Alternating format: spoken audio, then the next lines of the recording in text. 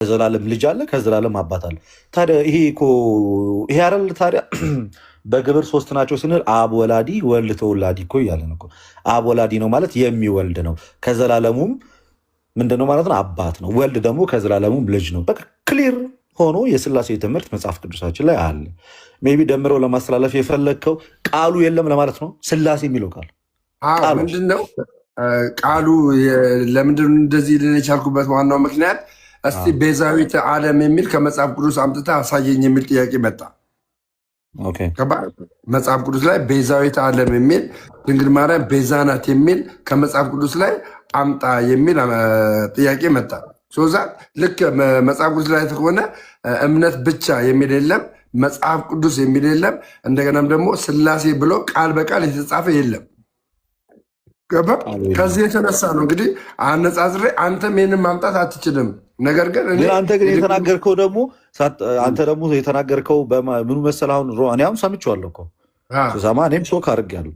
አሁን እንደው ነገሮች ስለቀዘቀዙ ያው ያለሁበትም ሁኔታ ደውዬ እንዳወራ አላረገኝም። ስሰማ ደንግጫለሁ። ሐዋርያት ስላሴን አላስተማሩም፣ ሐዋርያት ስለ ስላሴ አልሰበኩም። አሁን ይሄ ስለ ስላሴ አልሰበኩም ማለት የስላሴ የምትለው ቃል መጽሐፍ ቅዱስ ላይ የለም እያልክ ሳይሆን የስላሴ ትምህርቱ የለም የሚል አንደርስታንዲንግ ነው በሰው ሁሉ ላይ ፈጠረው። አሁን ይሄ ነው ልዩነት የፈጠረው። እኔ አሁን የስላሴ ነው ሶሪ ማለት ያለብህ ፓፓየሽ እዚህ ጋር የስላሴ ትምህርት አለ። ትክክል እኮ የስላሴ ትምህርት አለ። ግን ሐዋርያቱ ብዬ እንደዚህ ደግሞ አሁን ለምሳሌ ሐዋርያ ሥራ ምዕራፍ 2:38 ላይ ስለ ኢየሱስ ክርስቶስ እንዴት እንዳስተማሩ አይታላለ።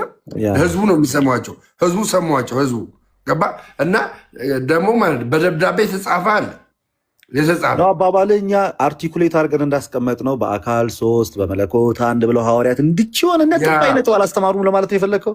አዎ እንደዛ ነው። ልክ አሁን የኛ መጽሐፍ ላይ በስኪ ስላሴ በምን አንድ ናቸው? በመለኮት በባህሪ በፍቃድ በምን ሶስት ናቸው? በግብር በአካል እንደዚች አድርገው።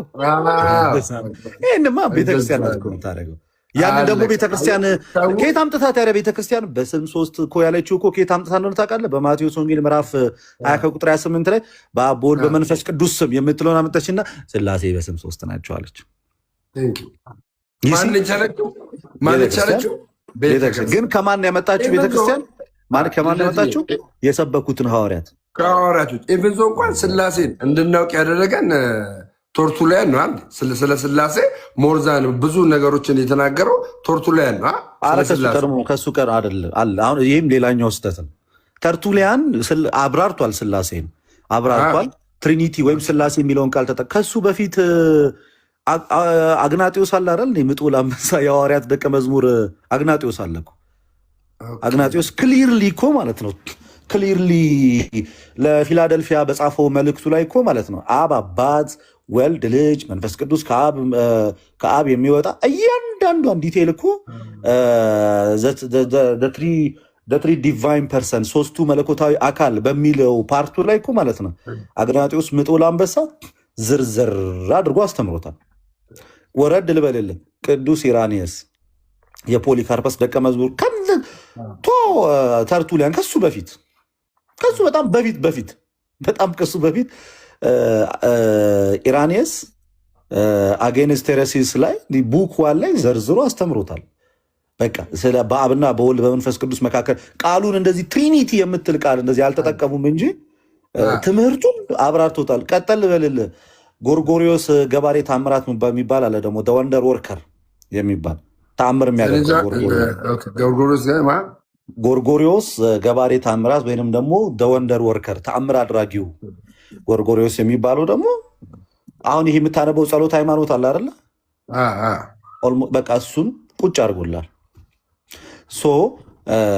እኛ ሲጀመር ተርቱሊያን እንደ ቤተክርስቲያን አባት እኮ አይደለም፣ እንደ ሊቅ ነው።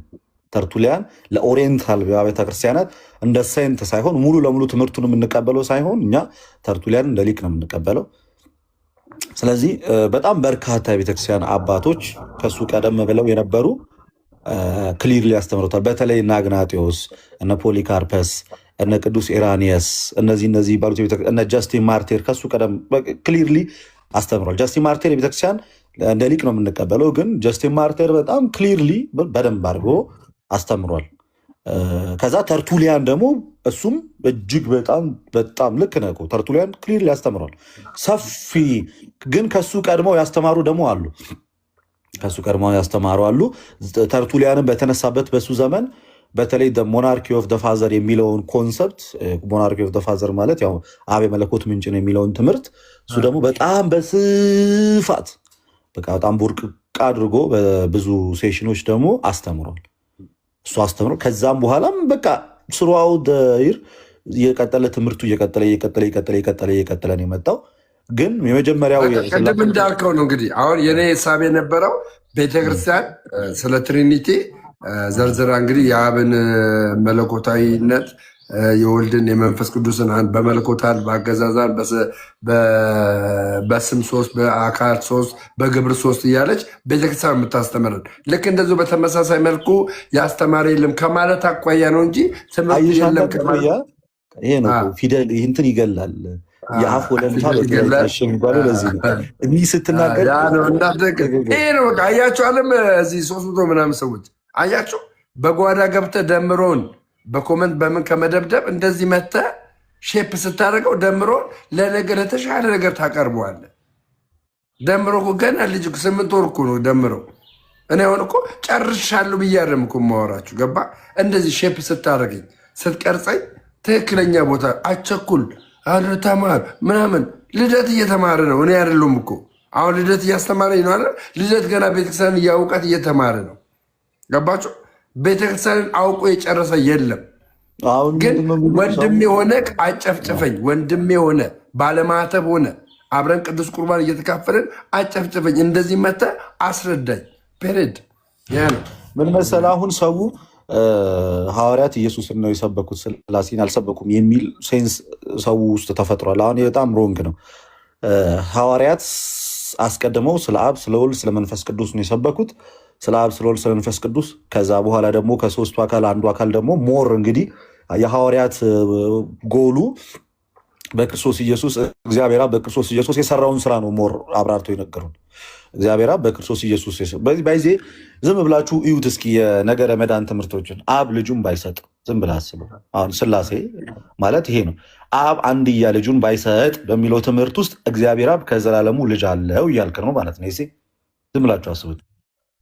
እግዚአብሔር ዓለሙን ሁሉ ወዷልና የሚወዱን አንድያ ልጁን እስኪሰጥ ድረስ ዮሐንስ 3:16 ያ ምንን የሚያሳይ ነው? አብ አባት ነው ከዘላለም፣ ወልድ ደግሞ ከዘላለም ልጅ ነው። ስለዚህ አብ ልጁን ሰጠ። አየህ፣ አብ ልጁን ሰጠ። ወልድ ደግሞ የእግዚአብሔር ልጅ ነው፣ ወደኛ መጣ።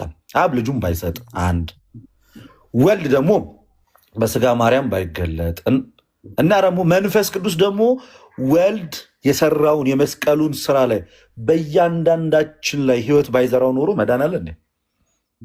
በነገራችን ላይ መንፈስ ቅዱስ ነው ይሲ በእያንዳንዳችን ላይ የክርስቶስ ኢየሱስን የማዳን ስራ ባይዜ ኢንተርናላይዝ የሚያደርገው ወደ ህይወታችን የሚያስገባው እኮ ባይዜ መንፈስ ቅዱስ። ሁሉም ስራ የሚሰራው ባይዜ መንፈስ ቅዱስ። ክርስቶስ ኢየሱስ የሰራው የማዳን ስራ ህይወት የሚዘራብህ በመንፈስ ቅዱስ አማካኝነት ነው። ባይዜ ይሄን ዩ ሀፍቱ ነው በጣም ማወቅ አለብህ። አብ ልጁም ባይሰጥ ኖሮ፣ ወልድ ደግሞ በመስቀል ላይ ባይሰቀል ኖሮ፣ መንፈስ ቅዱስ ደግሞ የወልድን የማዳን ስራ በእያንዳንዳችን ላይ ህይወት ባይዘራበት ኖሮ በቃ እኮ መዳን እኮ ይባል ነገር የለም። በቃ ሲነርጂ ነው በቃ። ለዛ ነው እኮ ኢሳይያስ 43:11 ላይ እኔ እግዚአብሔር አምላክ ነኝ ከኔ በቀር ሌላ አዳኝ የለም ሲል፣ አብም ወልድም መንፈስ ቅዱስም አዳኝ ናቸው። ቤዛ ግን ኢየሱስ ብቻ ነው። አብ እኮ መድኃኒታችን ነው፣ አዳኛችን ነው። ባይዜ ልጁን በመስጠት ነው ያዳነን። ወልድ ደግሞ ህይወቱን በመስጠት፣ መንፈስ ቅዱስ ደግሞ የወልድን ስራ በእያንዳንዳችን ላይ ህይወት ዘርቶበት። ባይዜ ያለ መንፈስ ቅዱስ ምንም ድነት የለም። ባይዜ ምንም መንፈስ ቅዱስን ካልተቀበልክ፣ በመንፈስ ቅዱስ ካልተሞላ፣ ቅዱስ ቁርባን የዘላለም ህይወት ይሰጣል ብንል በመንፈስ ቅዱስ አሰራር ነው። ጥምቀት ለድህነት ይሆናል ብንል በመንፈስ ቅዱስ አሰራር ነው። ክሪዝሜሽኑ ህይወት ይሰጣል ብንል በመንፈስ ቅዱስ አሰራር። እያንዳንዷ ቦታ ቤተክርስቲያን ይዘን ማለት ነው አለች ብንል መንፈስ ቅዱስ ስላለ ነው። ያለ መንፈስ ቅዱስ ቤተክርስቲያን የለችም። መንፈስ ቅዱስ የሌላት ቤተክርስቲያን ተብላም አትጠራም። ስለዚህ እያንዳንዱ ነገር ከመንፈስ ቅዱስ ጋር የተያያዘ ነው። ለዛ ነው መንፈስ ቅዱስን መድኃኒታችን ነው፣ አዳኛችን። ስለዚህ በነገረ መድኃኒት ግን ደግሞ የስብከት አንግሉ እንዴት መሰለ የሚሄደው? እግዚአብሔር እግዚአብሔር ዓለምን በልጁ በኢየሱስ ክርስቶስ በኩል አይቶታል፣ ጎብኝቶታል። እግዚአብሔር ከእኛ ጋር ኮኔክት ያደረገው በልጁ በኢየሱስ ክርስቶስ በኩል ነው። ኦኬ እኛን የመሰለ የእኛን ባህሪ የራሱ ባህሪ ያደረገ ወደ እኛ የመጣ ከዛ ወደ እኛ መጥቶ ደግሞ ወደ አባቱ የወሰደ ልጅ ነው። ለዛ ነው አሁን ክርስቶስ ድልድይ ነው ሲባል በመካከል ተሰብሮ ተቋርጦ የነበረው ነገር የቀጠለው በክርስቶስ ኢየሱስ በኩል ነው። እንዴት? ክርስቶስ የእኛን ባህሪ የራሱ ባህሪ አድርጎ ከእግዚአብሔር ወጣ፣ ወደ እኛ መጣ፣ እኛን ደግሞ ወደ እግዚአብሔር ወሰደን። ለምን? ከእግዚአብሔር የመጣው እሱ ስለሆነ ወደ እግዚአብሔር የሚወስደን እሱ ነው። ከእግዚአብሔር ያልመጣ ወደ እግዚአብሔር ሊወስድ አይችልም። ለዛ ነው ክርስቶስ ብቸኛ ቤዛ ነው፣ ብቸኛ አዳኝ ነው፣ ብቸኛ መንገድም ህይወትም እርሱ ነው ስንል ከእግዚአብሔር የወጣ እሱ ነው፣ ወደ እግዚአብሔር የሚወስደንም እሱ። ድንግል ማርያም ራሱ ለእርሷ ራሱ እኮ ክርስቶስ ኢየሱስ እኮ ህይወትም እውነትም መንገድም እኮ ለሐዋርያትም የሃይማኖታችን ጀማሪና ፈጻሚ ክርስቶስ ኢየሱስ ነው። ለሁሉም መንገድ ባይዜ ለሁሉም ግን ደስ የሚለው ግን ደግሞ እመቤታችን ደግሞ ከሌላው ለየት የምትለው ደግሞ መሰለ በጣም ለየት የምትለው ደግሞ ያ ወደኛ የመጣው ከኛ ጋር ደግሞ ያገናኘችው እሷ ናት። እንዴት? እሷ ናት መሀል ላይ በእሷ ማፀን የተጸነሰ ከድንግሊቱ ነው የተገኘ ከድንግሊቱ ፍሬ ምክንያት። ለዛ ነው እግዚአብሔር በዘመን መጨረሻ እግዚአብሔር አለ ከሴት የተወለደ ከሕግም በታች የተወለደ ልጁን ወደ ዓለም ላከ። ገላትያ 4:4 ላይ በዘመን መጨረሻ በአዲስ ኪዳን መጀመሪያ ከእስራኤል ቤት ጋር የምገባው አዲስ ኪዳን አለኝ አለ እግዚአብሔር። በክርስቶስ ኢየሱስ ከኛ ጋር አዲስ ኪዳንም ገባ። ስለዚህ አዲሱ የተመረቀው መንገድ በክርስቶስ ኢየሱስ የተጀመረ ነው። ከድንግል ማርያም በነሳው ስጋ ያን ስጋ ከመለኮቱ ጋር አዋሃደ። ይሄ ነው የሚያፈሳይት እንትን ምንድለው ይሄኛውን በቃ ሁለት ባህሪ አይደለም። በቃ መለኮትና ሰውነት ይሄ ዲቫይን እና ሂማኒቲ ዩናይት አድርጓል፣ ተዋህዷል። በቃ መለኮት የስጋን ስጋም የመለኮትን ባህሪ አንድ አድርጓል። ስጋ ብቻውን አያድንም፣ መለኮት ብቻውን ደግሞ መሞት አይችልም። ሲጀመር መለኮት በባህሪ ሞት የለበትም እኮ። ለዛ ነው ከሆነ የሞተል ማን ነው ስትባ አምላክ የሞተልኝ ስትል መለኮቱ ይሞታል እንዴ? ኖ መለኮት በነሳው ስጋ ገንዘብ ባደረገው ስጋ በቃ ከዚህ በኋላ ባይዜ የኢየሱስ ስጋ የማርያም ስጋ እያልክ አይደለም፣ የራሱ ስጋ ነው። ከማርያም የነሳው ግን የራሱ ስጋ ከዚህ በቃ ለየት የሚያደርገው የእመቤታችንና የክርስቶስን ምን መሰለ? በቃ የክርስቶስ ከመለኮቱ ጋር የተዋሃደ ነው። ሰው ብቻ ናት እመቤታችን። ኢየሱስ ግን ፍጹም ሰው ፍጹም አምላክ ነው። ስለዚህ ከመለኮቱ ጋር የተዋሃደ ስጋ ነው። ስለዚህ ያ ስጋ እንደ ማንኛውም አይነት ስጋ አይደለም፣ ከመለኮቱ ጋር የተዋሃደ ነው። ህይወት መስጠት የሚችል ነው። በታላ ለሚበሉት ህይወትን የሚሰጥ ነው። ለሚጠጡት ህይወትን የሚያድል ነው። የፍጡር ስጋ ብቻ አይደለም፣ ከመለኮት ጋር የተዋሃደ ነው። ከመለኮት ጋር የተዋሃደ ነው። ለዛ ነው መለኮት በባህሪው ስለማይሞት የሚሞትን የሰውን ስጋ የራሱ ገንዘብ አደረገና ለሰው ልጆች ሞተ። ሲሞት ግን አምላክ ነው የሞተው። አምላክ በምን ገንዘቡ ባደረገው በሚሞት ስጋው ሞተ ብለን የምትናገረው እንጂ አነጣጥልም። አሁን መለኮት ሞቶላል፣ ስጋ ሞቶላል አንባባል። የሞተልን ስግው ቃል ነው። እኛ ኦርቶዶክስ ማን ሞተልን? ኢየሱስ። አምላክ በስጋ ሞተ፣ አምላክ በስጋ ተወለደ። አለቀ። አምላክ በስጋ ተወለደ፣ አምላክ በስጋው ሞተ። ስግው ቃል በቃ አሁን ለምንድን ነው ቅዱስ ቄርሎስን በጣም የምንወደው? በቃ ከተዋህዶ በኋላ ሁለትነት የለም፣ በቃ አንድነት ነው። ይሄ የመለኮት ነው፣ ይሄ የስጋ ነው የምትለው ነገር የለም። አንዱ ተገናዝቦ የስጋ የመለኮት ሆናል፣ የመለኮት የስጋ ሆኑ። ለዛ እኮ ነው በገዛ ደግሞ የዋጃትን እግዚአብሔርን ቤተክርስቲያን ተጠብቁ ዘንድ ተብሎ ሐዋርያት ስራ ላይ እግዚአብሔር በባህሪው ደም አለው፣ መለኮት ደም የለውም። ታዲያ ገንዘብ ባደረገው ስጋ ግን ተነገረለት በገዛ ደሙ። እግዚአብሔር ነው የተባለው ባይዜ እግዚአብሔር በገዛ ደሙ የዋጃትን እግዚአብሔር ተጠብቁ ዘንድ እናንተም ጳጳሳት አድርጎ ለሹሙ ለመንገድ ተጠንቀቁ ሲል ሐዋርያት ስራ ላይ ያን ሲናገር እግዚአብሔር በገዛ ደሙ የዋጃት ማናት? ቤተክርስቲያን።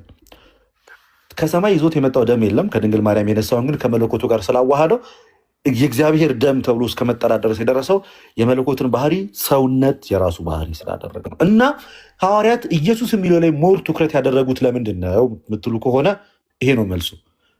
እግዚአብሔር ዓለምን ያስተዋወቀው በልጁ በኩል ነው። ራሱን የገለጠው በቃ በልጁ በኩል ነው። እግዚአብሔር ራሱን የገለጠው በልጁ በኢየሱስ ክርስቶስ በኩል ነው። እግዚአብሔር ራሱን በልጁ በኩል ገለጠ። ልጁ ደግሞ ራሱን በሐዋርያት በኩል ገለጠ። እንዲህ ነው እኮ ቼኑ። እግዚአብሔር ራሱን በልጁ በኩል ገለጠ፣ ልጁ ደግሞ ራሱን በሐዋርያት በኩል ገለጠ። ዮሐንስ ምን አለ?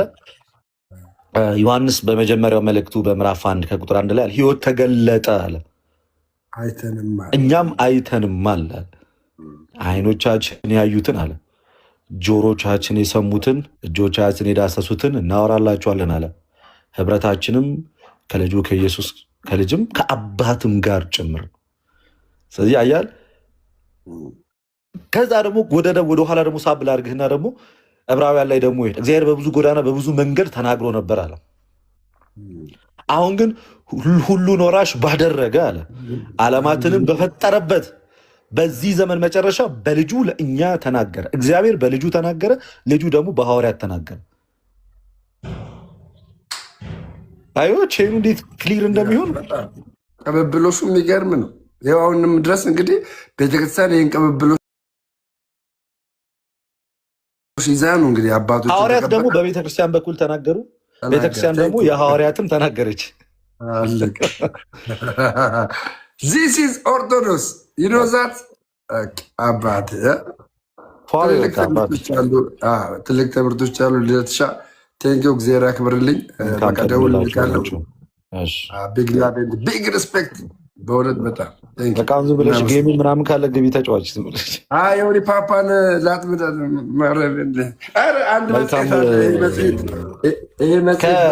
አናፖሎጂ ጋር አስታርቃቸዋለሁ። አናፖሎጂ ወዳጅ ነው።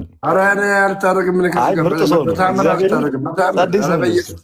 ኧረ በኢየሱስ አንተ ከጴንጤ ባስ እየመጣ አናፖሎጂ በጣም የምር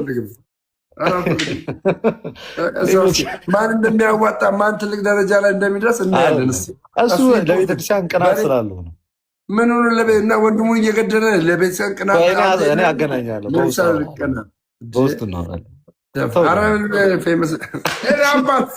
ቻው በቃ ዮኒን ላኩልኝ ጋይስ፣ ዮኒ ጋር ላኩለትና ትንሽ